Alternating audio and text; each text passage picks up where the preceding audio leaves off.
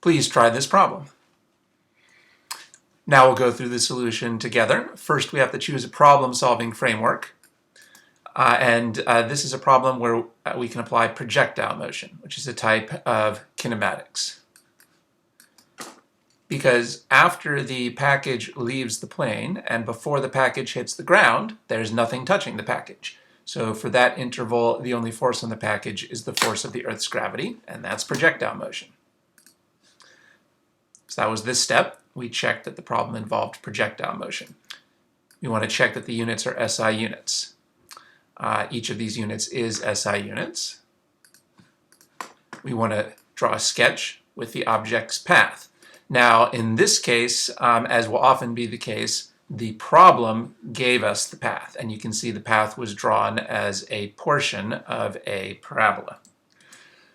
Is there any distance information we can build in here? Well, they gave us this distance of 150 meters. That was already built into the sketch for us. But there is still some work that we can do here in our sketch. We also would like to build the question into the sketch when possible.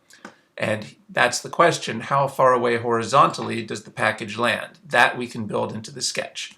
So let's go ahead and do that.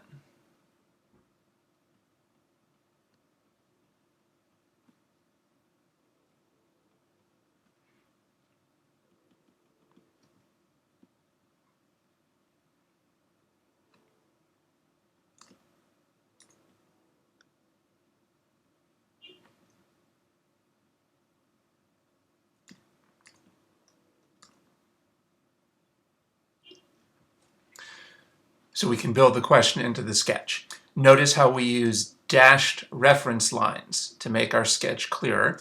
Any distance has to indicate where the distance begins and where it ends. So remember, when possible, build the question into your sketch with a question mark. You might have noticed that the version of the projectile motion handout that I'm discussing in this video looks a little bit different than the version I talked about in the previous videos. And that's simply because as I was recording these projectile motion videos, I occasionally changed my opinion a little bit about what the best way to write down the steps in the handout was, or what the best order was. So some of the videos might have slightly different versions of the handout. There aren't very many. There's no big change in the handout. For example, when I recorded this video, I was building the question into the sketch here in step 3. But nowadays, I think that oftentimes it's good to wait until, say, step 9 before you do that. But of course, the fact is there's no one version of the method and no one order of the steps that's absolutely the best for every single problem. So obviously, while this should be your default approach to the problems, you should always be willing to depart from the steps or do the steps in a slightly different order if it seems appropriate for the particular problem that you're working on. The version of the handout that you can obtain from the link in the video description box is the most up-to-date version of the handout that reflects what I think is the best steps and the best order of the steps as of my thinking right now. Now we want to indicate the key points in time in our sketch. So we can choose this point as a key point in time. This key point in time, the first point of time we label time 0, time equal to 0, and we can also label this as a key point in time, time 1. Those are the two key points in time. This is a key point in time because we're given information about it, this distance. And this is a key point in time because the question is asking about it. So we've completed this step. Now we want to write down our axes, usually up and to the right for projectile motion problems.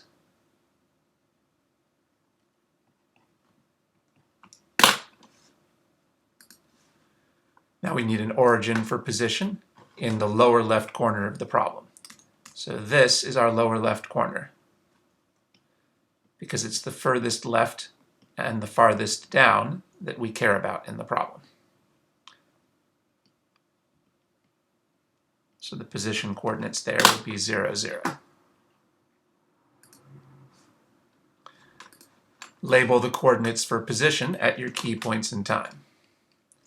So the x-coordinates here would be x0, and y0, and the position coordinates here would be x1 and y1. So the horizontal coordinate here is 0, and the vertical coordinate is 150 meters. The horizontal coordinate here, we don't know. But notice that if we did know this coordinate, that would give us the answer to the question.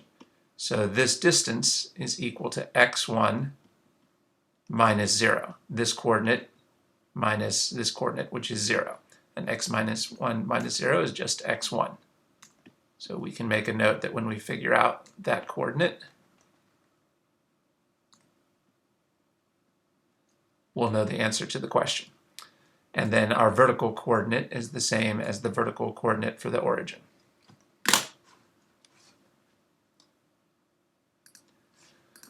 So we labeled the coordinates for position, and we included values for each of those when possible.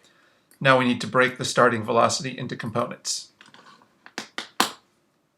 First, we want to draw the velocity vector in our overall picture. The velocity vector at time 0 should be drawn tangent to the path at time 0. Okay, and we'll label that as v0 with a magnitude of 90 meters per second.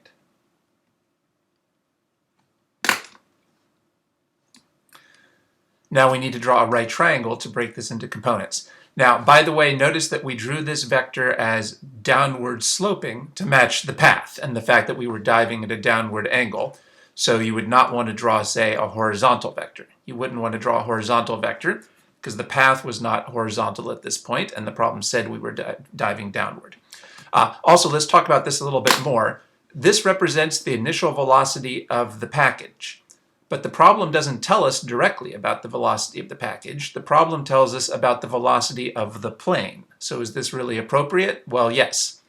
We know the plane is traveling at a speed of 90 meters per second at a downward angle of 35 degrees. So we know that while the package is in the plane is also traveling at 90 meters per second at an angle of 35 degrees. And that means that at the instant that the package is released, at that initial instant, it's still traveling at 90 meters per second at an angle of 35 degrees. Now, then immediately after that, its speed and angle are going to start to change as it moves down the path. But at the instant that it begins its projectile motion released from the plane, it'll be going at the same angle and speed as the plane. So this is the appropriate angle and speed to use. Now let's draw the right triangle separately from our main picture so the main picture doesn't get too messy. In our right triangle, the hypotenuse represents the overall vector, and now we need to draw legs that represent the components. Horizontal and vertical legs, since our axes are horizontal and vertical.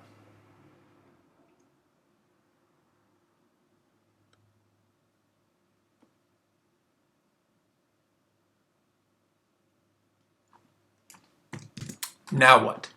Did you remember that you need arrows on the legs? The overall vector points down and to the right. So we need arrows on the legs pointing down and to the right. Now what? Did you remember to label the legs? This is our y component, v0 y, and this is our x component. Remember that for projectile motion, the horizontal velocity is constant, so there's no need for a time subscript for the horizontal velocity. Now what? Well, I hope that the next thing you did was put in the signs for the components. Remember, you should figure out the signs before you figure out the magnitudes, because otherwise you might forget about the signs. Our x component is to the right, which is our positive direction, so I'll put in a plus sign to remind myself of that. And the y component is down, which is our negative direction, so I'm going to put in this negative sign to remind myself of that. And I think this right here is the place where people are most likely going to make mistakes on this problem. A lot of students would not realize or would forget that the y component is negative, and then you'll get the wrong answer. Well, you're less likely to forget the sign if you figure out the sign before you figure out the magnitude, as we've been practicing on the earlier problems. Now we're ready for SOHCAHTOA. The hypotenuse is the side that's across from the 90-degree angle. So this is the hypotenuse. The angle we're focusing on is this 35 degrees, not this angle down here. So the side that is adjacent to the 35 degrees, the leg that's adjacent is this one. And the leg that's opposite to the 35 degrees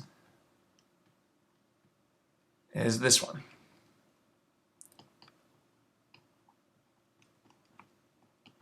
Sine equals opposite over hypotenuse.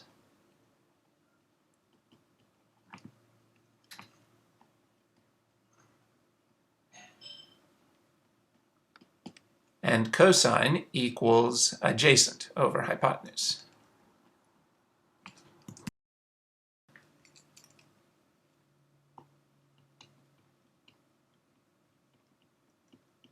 Length of the opposite side is represented by the magnitude of the y component. Hypotenuse has a length of 90.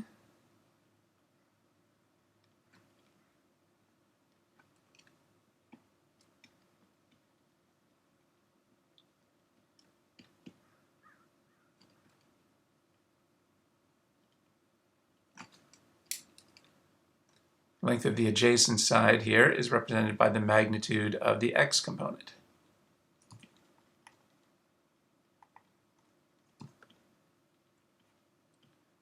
Hypotenuse is 90 again.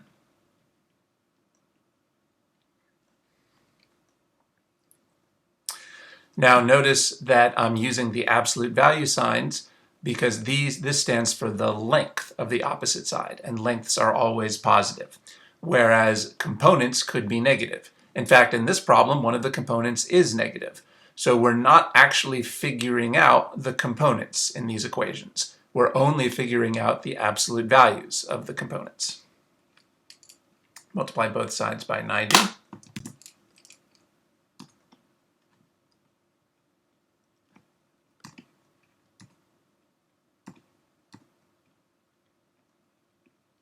So the 90s will cancel.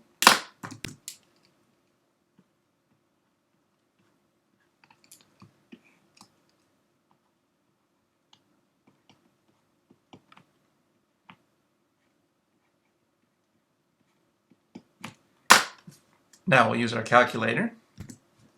90 sine 35 degrees. And 90 cosine 35 degrees.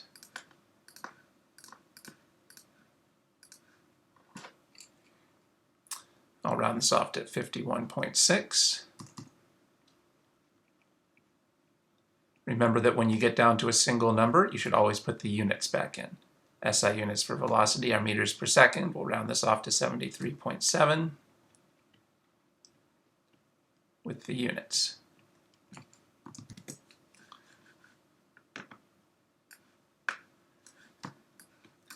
Now, these absolute value symbols remind us that we're not done figuring out the components. So far, we've only figured out the magnitudes, the absolute values of the components. These are the symbols we're going to use for the complete component, including the sign, plus or minus. Now, we already worked out those signs. We know our y component will be negative. So now we stick in that negative sign. And our x component will be positive. So here we stick in the positive sign. Now, in mathematics, we don't usually put a plus sign in front of positive numbers. So why are we bothering to put a plus sign in front of this positive component?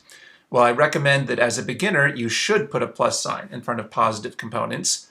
One reason for that is because if you put the plus sign in front of positive components, you're more likely to remember when you need a negative sign in front of negative components. Again, the most common mistake that students make on this problem is a lot of students would just say these are the components, and they wouldn't realize this one is negative. But if you force yourself to put in the plus sign here, you're more likely to think about the negative sign here.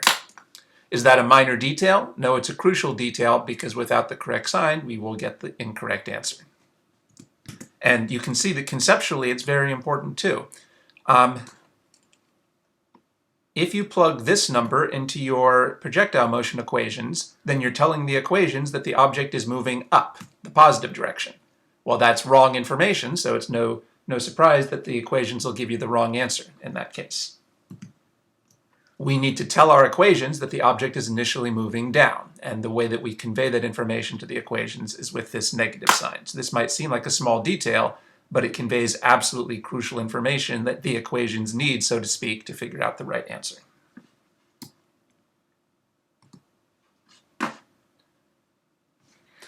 Okay. So I know that your professor probably does not use absolute value signs when they do the SOHCAHTOA equations, but maybe now you can see why, as a beginner, it's a good idea for beginners to use separate absolute value signs in the SOHCAHTOA equations.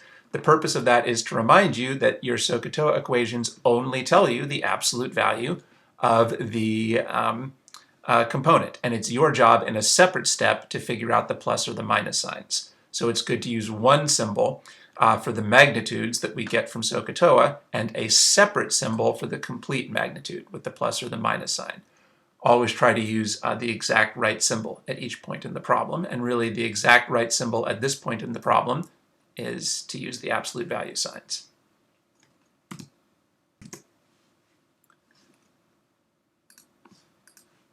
So we completed this step. We broke the starting velocity into components. Now let's label our initial and final positions on our path. I'll label this point as initial and this point as final. Those are the 2 points that we care about in this problem. We care about this point because we were given information about it, and we care about this point because the question is asking about the distance to that point. So we completed this step. Now we'll write down our framework for solving the problem. This is really crucial. Don't skip this step. This is the way to be organized when we solve the problem.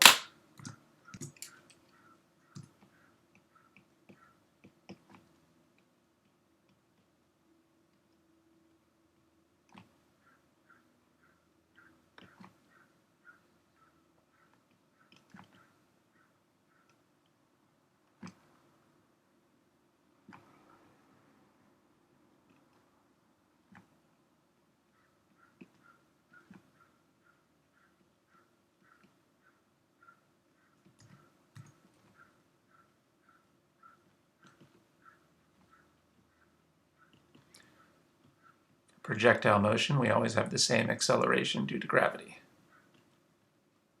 So we should enter that from the beginning in our framework. So we wrote down our framework. Next step, indicate the question with a question mark. And we've determined that once we know x1, we'll know the answer to the question.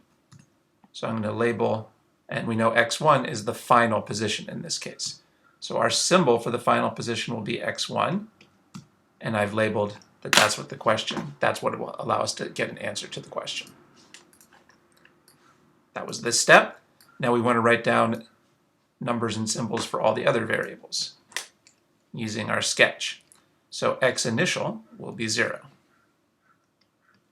Vx, we figured out up here, 73.7 meters per second.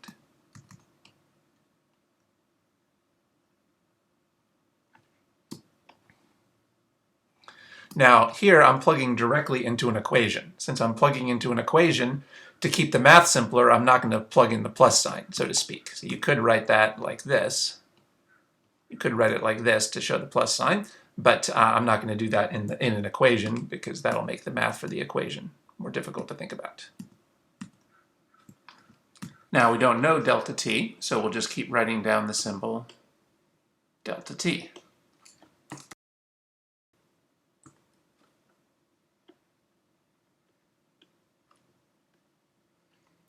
Our y initial is 150 meters.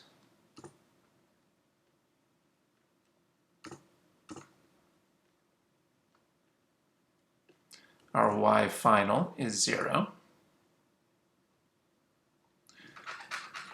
As usual, you can see how having a nice clearly labeled sketch makes it much easier to obtain the numbers that we need to plug into our setup. Our v initial y is what we figured out up here, negative 51.6 meters per second. And here again, it's very important to include that negative sign. Negative 51.6 meters per second. V final y, we don't know, but we can write a more specific symbol for that. Our specific symbol for that unknown could be v sub 1y, because that the final point is time 1. A sub y, I think I'd already written down earlier. We'd already written down earlier that a sub y is negative 9.8 meters per second squared. The same acceleration we would use for any projectile motion problem where we choose these axes. So now we've completed this step, writing down a specific number and symbol for each of our remaining variables. When we move on to the next step, we have to decide whether we want to start by working with an x component equation or a y component equation. Well, the question is asking us about the x component. But notice that our equation for the x component still has two unknowns, which means it's not that helpful yet. So we're not going to start with the x equation, we're going to start with the y component. Now for the y component, we know 1, 2, 3, 4 numbers. We know 4 numbers for the y component, and remember, when you know 4 y values, you're ready to choose a y equation. So which y equation do we want? Well, which are the variables that we care about? Clearly, we want an equation that includes the 4 numbers that we know about, and we also want an equation that includes delta t, because our plan is to use the y equation to figure out delta t, and then we'll follow this arrow and plug that delta t into the x equation to figure out what the question is asking us for. So the one variable that we don't really care about at this point is v1y. So let's pick the equation that is missing v1y, or the one that's missing v final y, the equation that's missing v final y.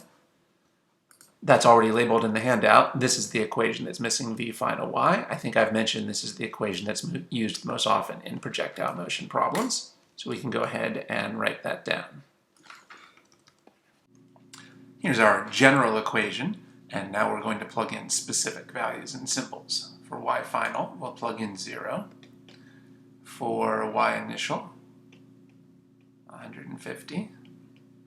V initial y, that's our negative 51.6. Remember to include that important negative sign. Delta t, we don't know. A sub y will be negative 9.8. Again, we don't know delta t.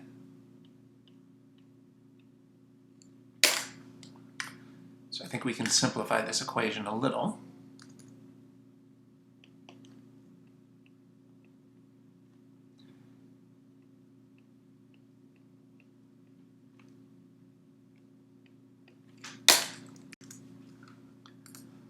One half times negative 9.8. That gives us negative 4.9.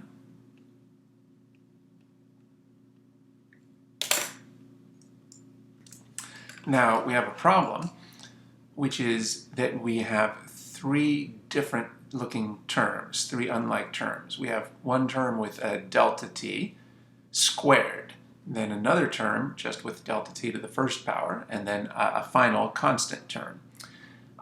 So the only way to solve this complicated type of equation is by using the quadratic formula. So for this problem, we're going to, that's the only way to get the delta t by itself, and we have these 3 unlike terms, one squared, one to the first power, and one that has no variable. So let's demonstrate how to use the quadratic formula here. If you look at the handout, you can see that the handout summarizes the quadratic formula because it is sometimes necessary for projectile motion problems. So let's copy this information onto our work. So here's our model for using the quadratic formula, and this is the general model, and I want to line up this specific equation so that it matches the general model so that we can see how to use the quadratic formula. So you can see that in our model, the squared term comes first, then the term to the first power, and then the term with no variables. Let's rearrange this equation so it matches the model. Okay, so I've rearranged this equation so that it matches our model. And now we're going to use this as the model of how to apply the quadratic formula. Here's our general model, and now I'm going to plug in the specific values.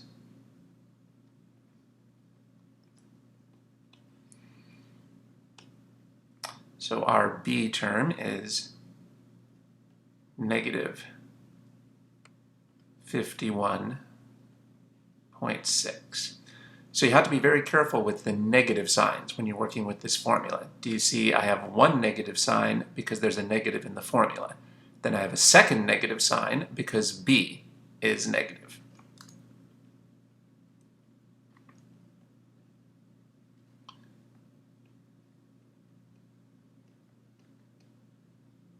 B squared is negative 51.6 squared minus 4 times a, which is negative 4.9,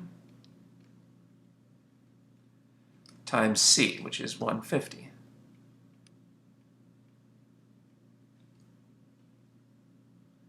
And again, you have to try to be quite careful with the subtractions and the negative sign. I have a subtraction sign here from the formula, and then I have a negative sign here from the a term. So really take your time and double check everything that you write down when you're applying the quadratic formula, because it's easy to make mistakes. And then another negative sign when I write down a again.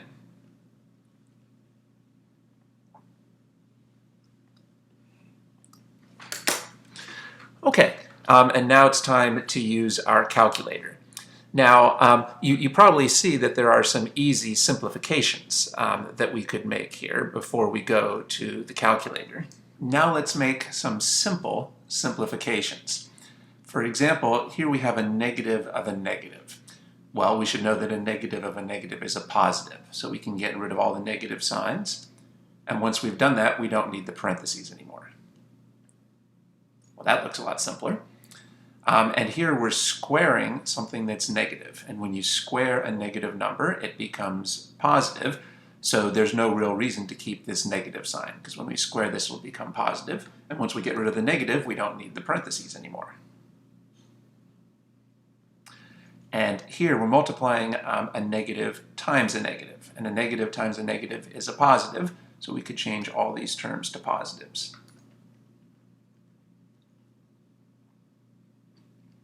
Okay, so those are some straightforward simplifications that we can make before we start plugging this in to our calculator. When you make those simplifications, you should really take your time and double check each step to make sure that you're getting them correct. All right, now we want to type this into our calculator. Now, I think that the way that many students have learned to type a complicated expression like this into their calculator is by breaking it up into pieces. Many students would break this expression up into a bunch of separate pieces and work them all out separately on their calculator and then combine them.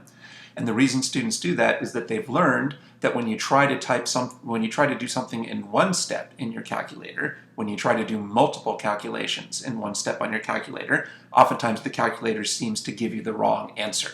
Oftentimes the calculator doesn't seem to understand the order of operations that you've intended and gives you the wrong answer. So many students have learned to compensate for that by never doing complicated calculations in just one step. However, it is good to learn how to use your calculator to do calculations in one step. There are advantages to it, especially for a really complicated calculation like this. This is so complicated that it's really easy to start getting confused if we try to break it up into multiple steps. And also it's hard to check what you're typing in the calculator if you have this all broken up into multiple steps. So I'm going to demonstrate for you how to do the entire calculation in one step on your calculator, and you can use this approach if you feel comfortable with it. Well, I think I've already mentioned in this video or previous videos the basic principle. If you write the expression correctly on the page, and if you type it into the calculator so that it looks exactly the same on the calculator as it does on the page, then you can actually trust that a scientific calculator will get the correct order of operations and will give you the right answer. You can trust your calculator to get it right. So then why do the calculators sometimes seem to get it wrong? Because you're not actually typing it in onto the calculator so it looks exactly the same as on the page. So how can we type this in on the calculator so it'll look exactly the same as on the page? Well, in order to really make this look the same on the page as on the calculator, we need fraction templates. And fortunately, many calculators nowadays do have fraction templates. Here I'm using a TI-84 type calculator, and this does have a fraction template. So let's go ahead and use that. Let's see, first of all, for this TI-84, I need to make sure that I'm in the fancy mode, math print mode. So I'm in math print mode, that's the mode that I need. And now, do you know where to find the fraction templates if you have this type of calculator? It's alpha y equals. It's not apparent from the keyboard, is it? But it's alpha y equals. Alpha y equals. And what do you know? Here's some fraction templates. And we want the simplest one, a numerator over a denominator. So we'll just pick the first one. And now do you see this looks the same? Now the fraction will look the same on the calculator as it does on the page. So now I can simply type this in. 51.6. This is plus or minus, but I guess I'll do each separately.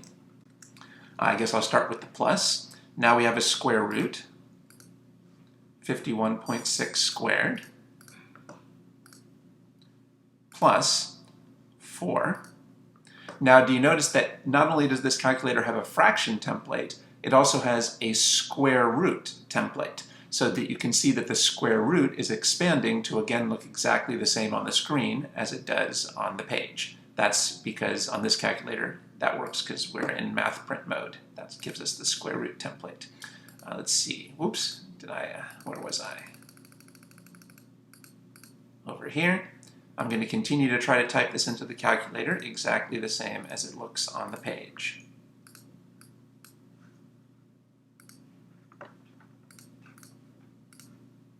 Of course, you could use multiply signs here in addition to or instead of the parentheses. That's fine, but maybe the simplest thing is just to type it in on the calculator exactly the same as it looks on the page. We didn't get rid of this negative sign, so I have to remember to keep putting that in. Oops. Okay, now the next step is to check that we really did type it in on the calculator exactly the same as it looks on the page. Let's go through that step by step and make sure we got that right. 51.6 plus 51.6 squared, 4 times 4.9 times 150 over 2 over, yep, it looks exactly the same. Do you see it's much easier, I'll hit enter. Do you see that it's much easier to check that we type this in correctly if we do it all in one step on the calculator? If you split it up into multiple steps in your calculator, it's really hard to check that you actually typed it in correctly. Okay, and here we have our answer. And again, because it looks the same on the calculator screen as it does on the page, we can trust that the calculator will correctly do the order of operations. So I'll round that off to negative 12.9. You should always ask if your answers make sense, even your intermediate answers, and this does not seem to make sense, does it? This stands for the time that elapses, and a time elapsed should not be negative. That doesn't mean we made a mistake, though, because we remember we're going to get two answers here because of the plus or minus, so it's okay to have to throw out one of the answers because it doesn't make sense.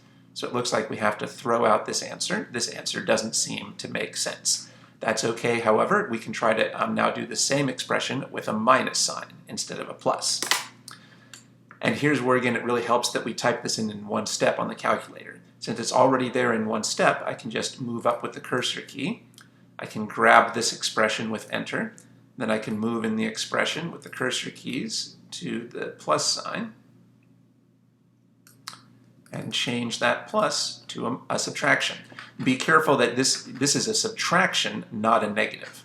The calculator can be finicky based on whether you use a subtraction or a negative. Here we need a subtraction. Okay, and I was able just to make that one little change. And now we have an answer that makes more sense.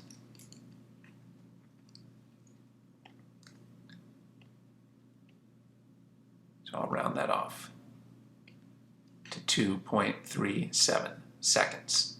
That's a positive answer, so that makes sense. Again, if we type this all in one step on our calculator, that makes it much easier to change the plus to a minus, and it also makes it easier to check that we typed everything in correctly, which is an important step here because it's easy to make calculator mistakes. By the way, remember that I made my life easier by making a bunch of simplifications. I got rid of a bunch of the negative signs and a bunch of the parentheses here by making some simplifications. However, if your math skills are weak, you might not feel confident even about making these simplifications. You might be worried that even when you try to make these simplifications, you might make a mistake.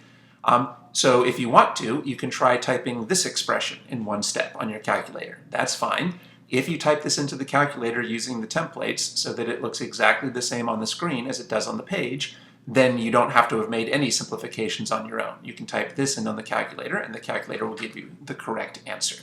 So if you're comfortable making simplifications, you can type this in on the calculator. And if you're really nervous about your math skills and you're worried about making any math mistakes, just type this original expression into the calculator, trying to make sure. Notice that in this case you'll need a bunch more negative signs and a bunch more parentheses. But if you make it look exactly the same on the calculator screen as on the page, you will get the correct answer.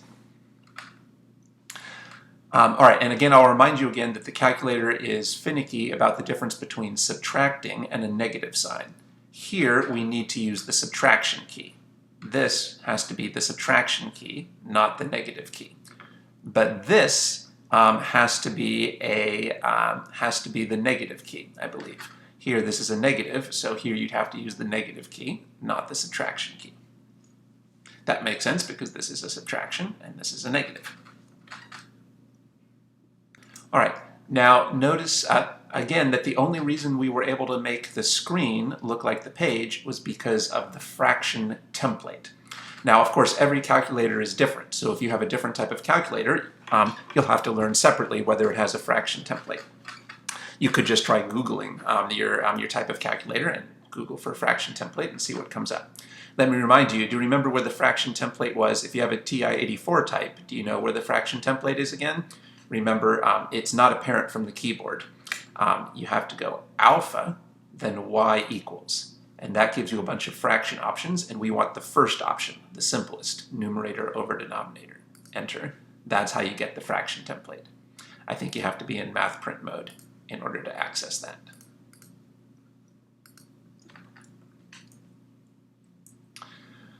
Okay. Now, if this makes you nervous or if this doesn't work for you, of course you could break this up into multiple steps on your calculator. But I think in the long term you'll be better off if you start learning how to do your calculations in the calculator on one step. Now there is a problem, which is that some professors don't let you use fancy calculators on your exams. I know that in some physics midterms and finals you're not allowed to use advanced calculators. So you might not be allowed to use a calculator that has fraction templates. What should you do then? So now I'm going to do this whole problem all over again. Not the whole problem, but I'm going to do this calculation over again. I'm going to do this calculation again, and now I'm going to show you how you could do this in one step on your calculator if you can't use a calculator with a fraction template. If you're not interested in this material, if it's not relevant for your class, you can skip ahead. Maybe I'll put a link in the video description box. That lets you skip over this section if you're not interested in it. All right, but now we're going to learn how to do this calculation in one step on a calculator that does not have a fraction template. So no fraction template. So first of all, I'm going to change my calculator to old-fashioned mode. Here it's called classic. Classic mode. Because in classic mode, the fraction templates don't really work. You can see the fraction template doesn't really work now. It doesn't really make a fraction that looks the same on the screen as on the page. Okay, so if you want to do this in one step on the calculator without a fraction template, here's how. Okay, here are the rules that will allow you to do calculations in one step on a calculator, even if it does not have templates. You have to put parentheses around any numerator or denominator that contains more than one number. You have to put parentheses around the inside of any square root that contains more than one number. And you have to put parentheses around any exponent that contains more than one number. These are the general rules that will handle most situations. There might be some complicated or unusual situations where you need parentheses around other things, but these are the three things that come up the most often. Okay, so let's try to illustrate what this means by applying it to this problem. So we're not ready to type this into the calculator yet because this does not have parentheses around the numerator and the denominator, and it doesn't have parentheses around the inside of the square root. So let's fix this so that it's calculator ready. Now the next thing we're going to do is try to rewrite this so it has fewer parentheses. We're going to be putting in a bunch of parentheses here. To keep things from getting too confusing, maybe we can take out some of these parentheses. For example, this is all just a multiplication. So here, instead of 4 parentheses 4.9, I'll just say that that's 4 times 4.9. And I'm using an asterisk because I want to set myself up to put this into the calculator. And I know that on the calculator, multiplication looks like an asterisk. And then again, I can get rid of these parentheses and just turn this into a multiplication. And I'm using an asterisk here because that's what it's going to look like on the calculator. And I guess we can do the same thing down here.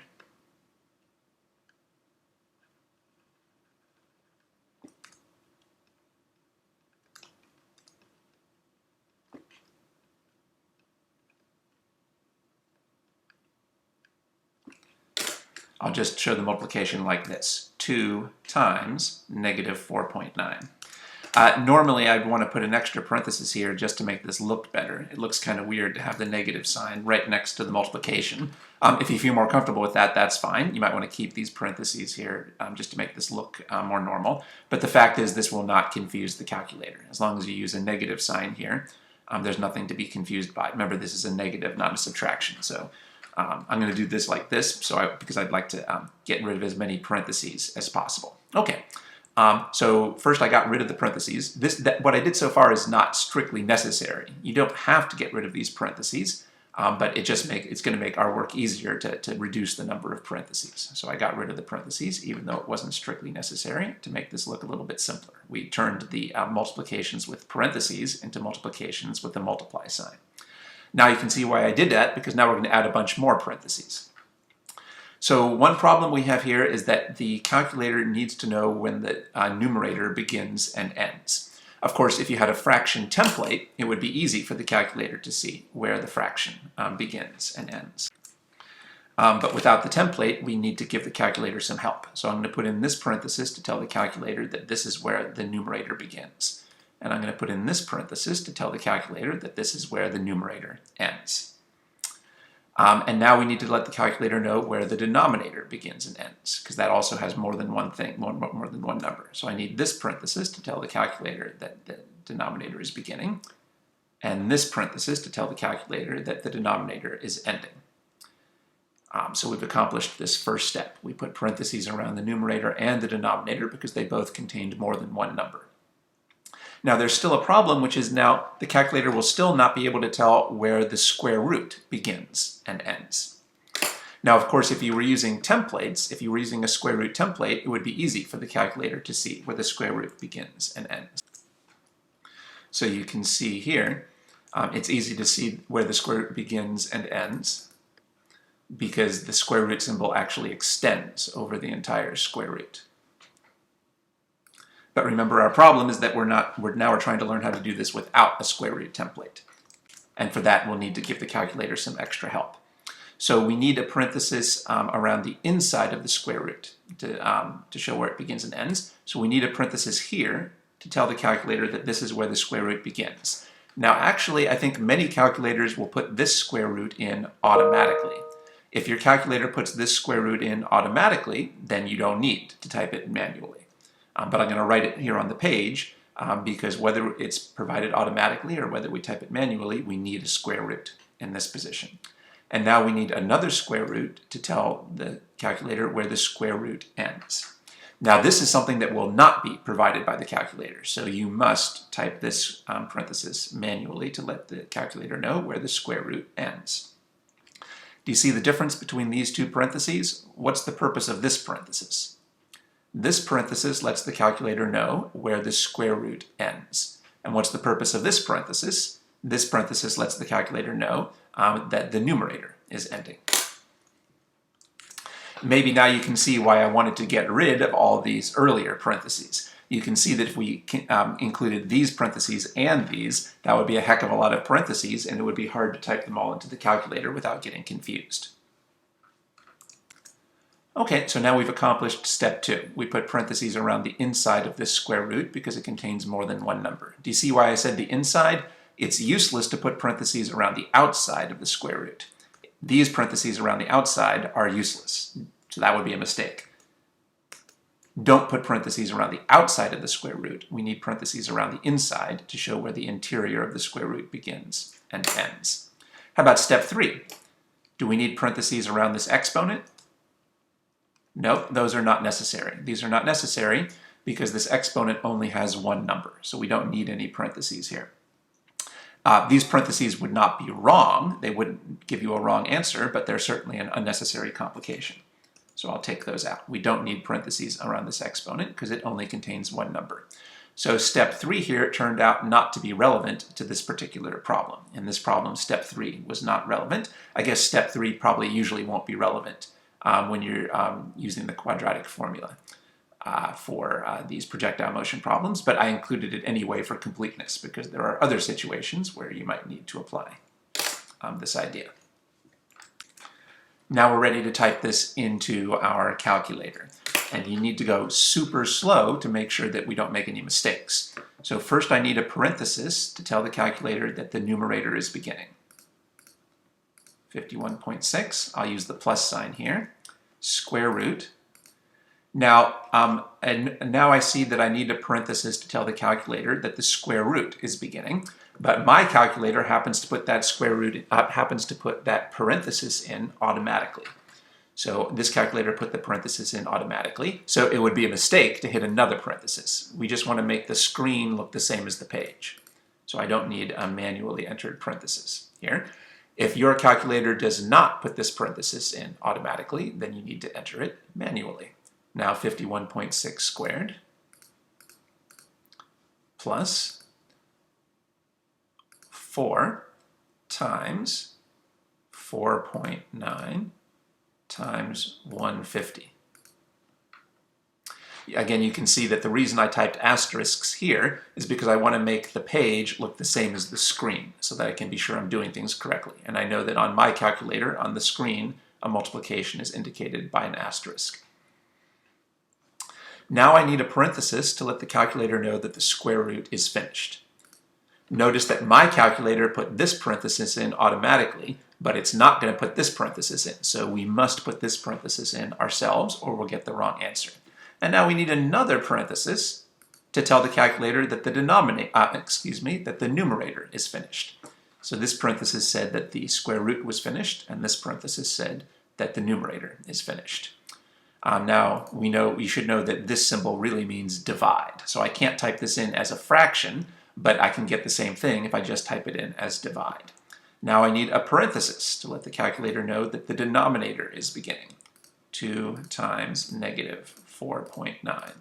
And again, the calculator will not get confused if you put the negative sign right next to the multiply. But of course this has to be a negative, not a subtraction. And now I need another parenthesis, or we should put in another parenthesis to close off this parenthesis, and the meaning of this parenthesis is that the denominator is finished. What should I do now? Well, I'm not going to hit enter. I'm going to go through and double check to make sure that what I wrote down here it exactly matches what I have on the page. Parenthesis 51.6 plus square root, parenthesis 51.6 squared plus 4 times 4.9 times 150. 2 parentheses divided by parenthesis 2 times negative 4.9 parenthesis. Okay, it all looks good, but you really need to do that double checking. Okay, and there we have our answer.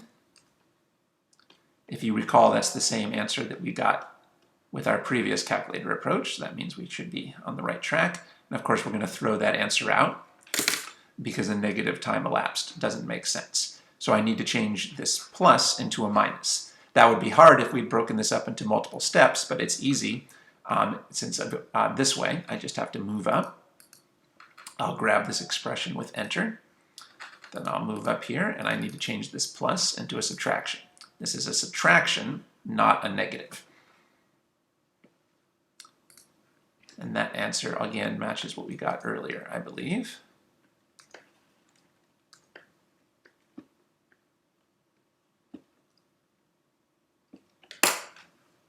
Okay, so now we've shown how we can do this calculation in one step, even on a calculator that does not have fancy templates. So here's the key to this approach. You have to take your time before you enter the calculation in the calculator. Write the calculation on the page exactly the way you want to type it into the calculator. In particular, if you know that you're going to need extra parentheses on the calculator, write the extra parentheses on the page first before you type it into the calculator. That way you have a way of double checking to make sure you're actually putting the parentheses in the correct place. So if you want to use this method, I strongly advise that you follow this advice as well. First, we write out the calculation on the page with the extra parentheses. Only then do we type it into the calculator. Of course, eventually you might get so good at this technique that you don't need to be so careful. But right at the beginning, if you're still just learning the technique, be careful and follow this advice. And this is the same advice I would give you if you're also, even if you're entering the calculation on a calculator that does have templates. It's easier if you're entering in a calculator that does have templates, but again, I really recommend write out the calculation on the page the way you want to type it into the calculator before you enter it into the calculator. So for example here, we wrote this calculation out on the page before we tried typing this into the calculator. And here we wrote this calculation out on the page before we tried typing it into the calculator. That's the way to use this one-step calculator technique without making mistakes. Okay, so I recommend that you practice this and give this a shot. Of course, if this just isn't working for you, if it's not a comfortable technique, you could always just go back to the approach of breaking the calculations up into multiple steps on your calculator. I think, though, in the long term, you'll be better off in your math and science classes if you learn these calculator approaches. Let me remind you that here we used some simplifications that we had made, where we got rid of some negative signs. And some parentheses. The original expression looked like this. Now again, if you're really uncomfortable making any math simplifications, you could type this into the calculator in one step. But if you wanted to do it this way on the calculator, again, you would still have to add the extra parentheses. So you'd have to take this expression and add an extra set of parentheses around the beginning and end of the numerator, and around the beginning and end of the denominator, and around the beginning and end of the square root. That's perfectly okay if you can actually keep track of all those parentheses and enter them correctly. But there's so many parentheses and negative signs here that it might be difficult to type this correctly on the calculator. So in this case, I think most students will probably be better off making some simplifications before they try typing it into the calculator. Let's pause and ask if this intermediate result makes sense. Well, it came out to be positive, and we know that does make sense for a time elapsed. We already threw out the negative delta t that didn't make sense. Let's also build this intermediate result into our sketch. So we can do that like so. All right, so I've made a note that the time that elapses between time 0 and time 1 is 2.37 seconds. Does that make sense? Well, remember, this is the time that it takes for a package to fall 150 meters from a plane. I don't really know exactly how much time it would take, but it seems like this might be in the right ballpark. So this doesn't seem particularly suspicious to me. So I think that, yeah, maybe it would take about 2.37 seconds. You might think it might take longer. This is falling from 150 meters, which is about 150 yards, or about 1.5 football fields. But remember, it's already going 90 meters per second overall when it's released. So it's actually not falling at the ground so much as it's kind of being thrown at the ground. So maybe this is a reasonable amount of time. On the other hand, suppose that we had gotten an answer of, say, 0.2 seconds, 0.2 of a second. That would seem maybe way too fast. I don't think a package would fall from an airplane all the way to the ground in just 0.2 of a second. So we would be suspicious that this answer is too small. And if we got an answer like this, I think you should be suspicious that this is too big. Even from an airplane, I don't think it would take 23 seconds to fall. This isn't falling with a parachute. This is in free fall, not with a parachute. Remember, it's just falling from 1.5 football fields, and it's being thrown at the ground at 90 meters per second. So it really doesn't make sense that it would take 23 seconds to hit the ground. Obviously, this would be completely ridiculous, 237 seconds. Okay, so this does seem to be about maybe vaguely the right size. If it was much bigger or much smaller than this, we would start to be suspicious that we'd made a mistake. So it's always good to pause and ask whether your intermediate answers make sense, and it can help to build them into the sketch to help you remind yourself what the common sense application of the problem is. Now we're not done. Remember that what we really wanted to find was x final. We wanted to move over to the x component. So now we can take this number and plug it into our x component. Okay, we took this number and we plugged it into the x component. And notice that now the x component is one equation and one unknown. So we're ready to find a value for x1 using our calculator.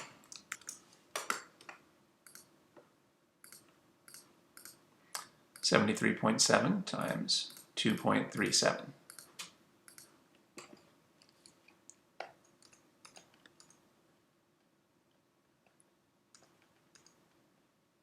I'll round this off to 3 digits because this is a 6. I'll turn this digit into a 5. This is going to be the final answer to the question.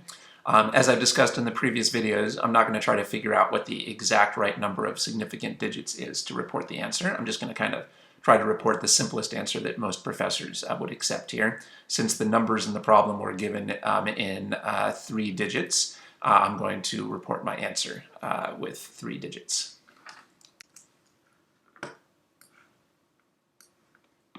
Now this is no good. When we get a single number, we should put units back in. This is position, and the SI units for position are meters. So let's put those units back in. So we've completed this step. We started by using the y equation. We had to use the quadratic equation on the y variable. So here's some summary of what you need for the quadratic equation. We used that to find delta t, and then we plugged that delta t into the x equation, as we expect to often do based on this arrow symbol in our setup. Now we're ready to write down our answer. Okay, here's that answer.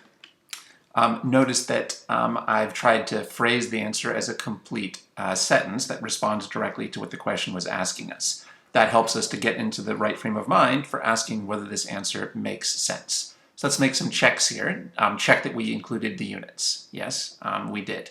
Did we answer the correct question? Well, yeah, they were asking the horizontal distance that it traveled, and that is what we figured out at this here. So that was also correct. For example, some problems might have asked how long it takes the package to land. If the question was asking how long it took to land, this would not be the right answer. So make sure you're answering the right question. Did we answer all parts of the question? Well, yes, this question only had one part, so we answered that. Now, does this answer make sense? Well, to help us check that, let's build this answer into the sketch. So remember that technically what we figured out up here was x1. x1 is 175 meters, so I can build that into the sketch right here.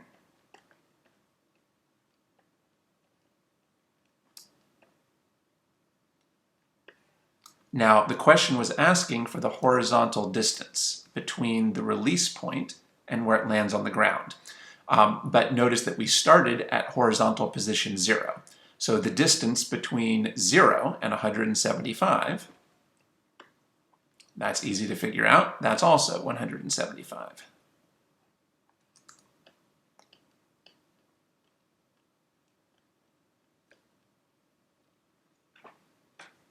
Does a distance of 175 meters make sense? So 175 meters. If you're not used to working with meters in everyday life, maybe it's useful to think of that as 175 yards. So that would be 1 3/4 football fields. And yeah, I think that's reasonable. If you drop a package from a plane, it might very well travel a distance between 1 and 2 football fields. So that does seem reasonable to me. Suppose the answer had come out to be about, say, I'll simplify this and say it came out to be, say, 18 meters. that would be about 18 yards. That would start to be suspiciously small, wouldn't it? Are you really only going to travel 18 yards when a package is dropped from an airplane traveling at 90 meters per second? That would be suspiciously small. And of course, if we had 1.8 meters, which is less than 2 yards, that would be ridiculously small, and we would know we had made a mistake. On the other hand, suppose this had come out to be 1,800 meters, which is about 1,800 yards. So that's 18 football fields? Well, I don't know. Notice that it was dropped from only 1.5 football fields. If it's dropped from only 1.5 football fields, we might be suspicious that it really shouldn't travel 18 football fields before it hits the ground. So that would mean maybe we've made a mistake. And if it come out to be even bigger like this would be 180 football fields. That would seem way too far to travel if you're only dropped from 1.5 football fields. So if the answer had been much bigger or smaller than this, that would give us a clue that we'd made a mistake. But as it is, the size of the answer seems to make sense. So maybe this answer makes sense, and that gives us more confidence that we did not make a mistake. Practice trying to ask if your answers make sense. That'll give you a better understanding of what you're doing in the problems, and it'll give you a chance to catch some mistakes that you might make on your exams. By the way, I'll mention that it seems like the diagram did not turn out to be drawn to scale. Based on our numbers here, this distance should be somewhat greater than this distance. But I think that in actuality, on the diagram, the two distances are about the same length. But that doesn't really mean we made a mistake. The fact is that I just wasn't all that careful when I drew the original sketch. Even though it was provided in the problem, I didn't make a strong effort to make sure that the diagram was going to come out to scale. And tell you the truth, that's probably what you can expect oftentimes from your professors as well. There isn't any particular reason to trust that the diagram that the professor provides is going to come out to scale. So it shouldn't surprise you too much if the answers you calculate don't match the scale of the diagram you were provided. That doesn't necessarily mean you made a mistake. It just might mean that the original diagram was not drawn to scale, as this one was not. So we completed our checks. We made sure we answered the right question, we answered all parts of the question, we checked the answer made sense, made sure we included units. This part is not applicable because this is for symbolic answers, and we have a numeric answer. Now let's review what we learned while we were solving this problem. So the main new idea that this problem introduced was the quadratic formula. I think this is the first problem we've done together where we needed the quadratic formula. So make sure that you understand how we did that. So remember, how did we know we needed the quadratic formula? Because we had three unlike terms. A term where the variable was squared, a term where the variable was to the first power, and a term with no variable. That's when you need the quadratic formula. And notice that what I did here was, I'm always recommending to you to first write the general formula before you plug in. And I kind of did that here. First, I wrote the general model for a quadratic equation.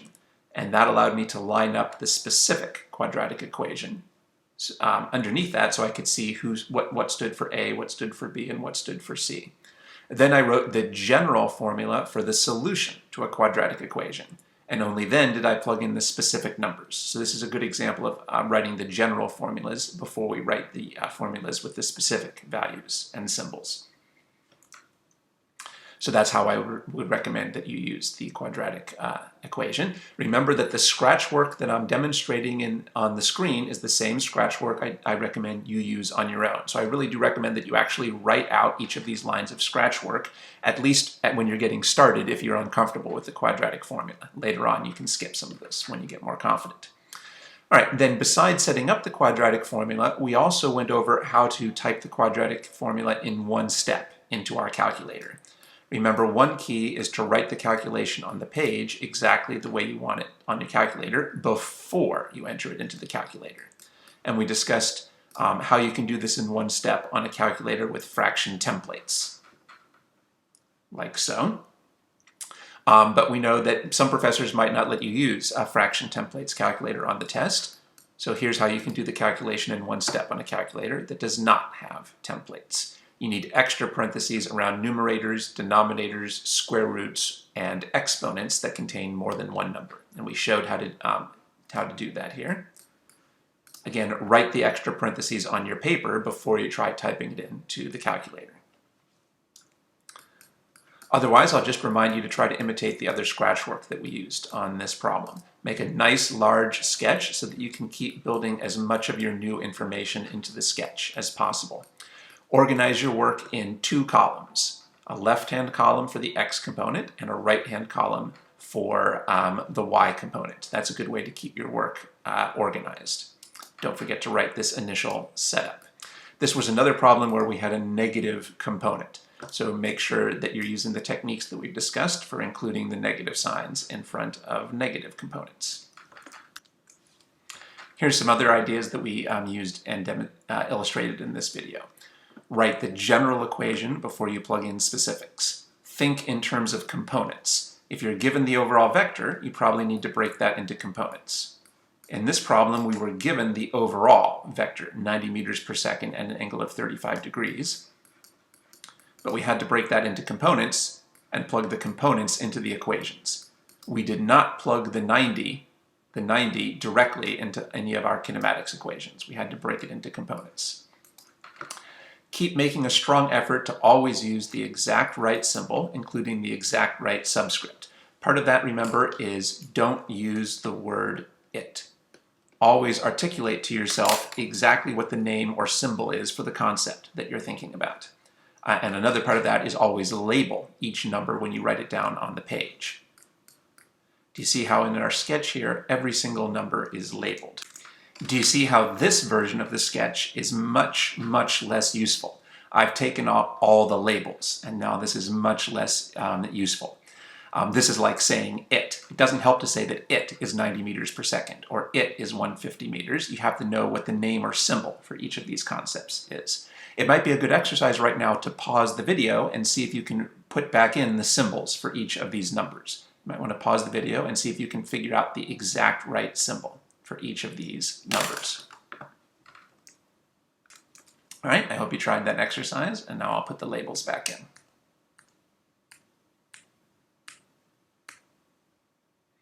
All right, there we go. Again, I hope you can see how this sketch is much more useful now that we've added these extra labels onto all the numbers. Now you can pause again and check to make sure that the symbols you wrote down a moment ago match the symbols that I'm using here. This might seem like a really boring exercise, but again, it's crucial for your success in physics to make a strong effort to use the exact right symbol, and that takes practice. All right, now would be a good time to try the next projectile motion problem in the problems document.